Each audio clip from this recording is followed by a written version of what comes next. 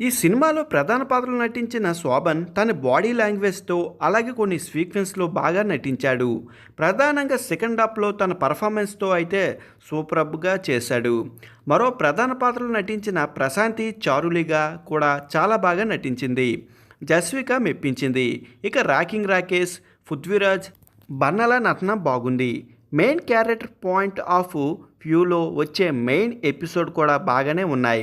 అదేవిధంగా దర్శకుడు కేఎస్కే చైతన్య ఒక సీక్రెట్ సొసైటీ ఆధారంగా నడిచే మిస్టరీ థ్రిల్లర్ చుట్టూ అనేక కోణాల్లో సినిమా నడిపించిన విధానం కొన్ని చోట్ల బాగుంది.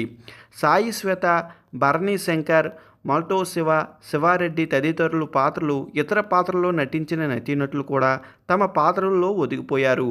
మొత్తానికి కథలో ట్విస్ట్లు, థ్రిల్లు, ఎమోషన్స్తో ఈ సినిమా కొన్ని చోట్ల బాగానే సాగింది.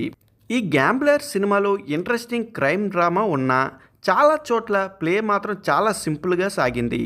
ఫస్ట్ హాఫ్లో చాలా సీన్స్ బోర్గా సాగాయి. కేఎస్కే చైతన్య ఫస్ట్ హాఫ్ను ఇంకా బలంగా రాసుకుంటూ ఉండవలసింది. దీనికి తోడు అనవసరంగా ల్యాగ్ సీన్స్ కూడా ఎక్కువైపోయాయి.